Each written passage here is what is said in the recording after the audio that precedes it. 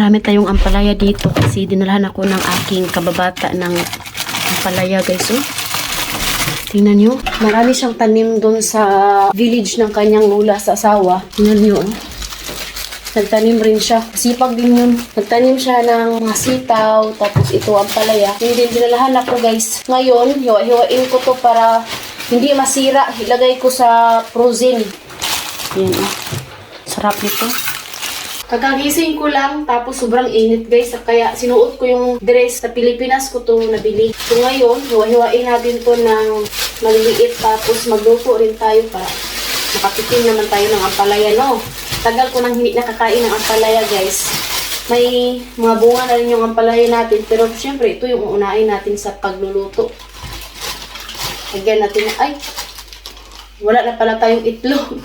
Naubos ko kayo ng umaga. Da. Yung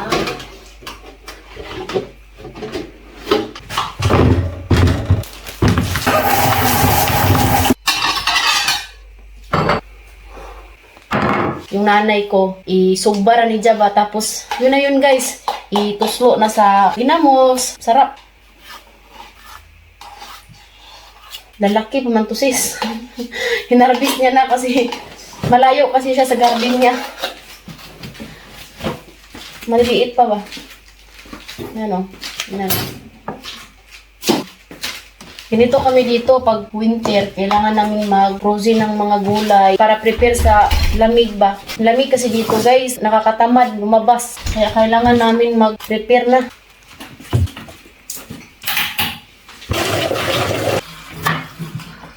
At saka dito lang rin nila ako sa Romania natutong magtanim-tanim. Sa Pilipinas, taga-dilig lang ako ng mga gulay ng nanay ko. Noong una, nagtry ako magtanim ng ampalaya, sitaw, hindi ako nabuhay. Kaya sobrang saya ko ngayon na mabuhayan pala ako ng gulay. Ano kasi?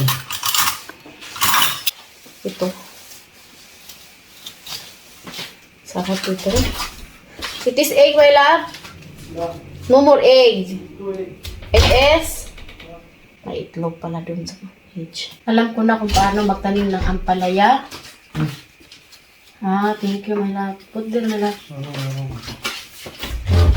Wala ng itlog. Mayroon pa pala.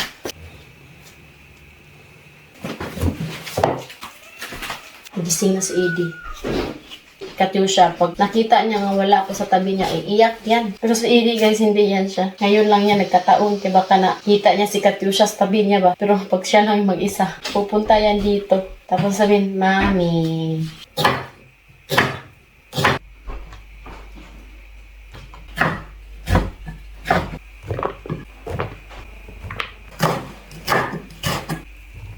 So, ayun. Mahati pa na rin ito ng mga tatlo siguro, no? Ayan. Ayan. Ito ng plastic. May mga sitaw na malaki din, guys. Tapos itong isang pundok. Lulutuin natin ito ngayon. Excited din ako makatikim ng ampalaya. Tagal lang hindi nakakain. Ipoposin natin to para ready to cook na ba.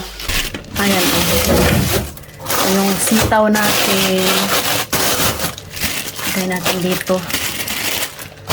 Mahirap dito guys kasi pag na-miss mo yung Filipino food, hindi ka basta-basta makakain kasi wala naman yan dito. Yan, thanks God na rin kasi may mga Pilipina na nagbibinta. Galing pa yan sa Pilipinas. Bumibili kami, mag-order kami. Ipadala na lang nila dito.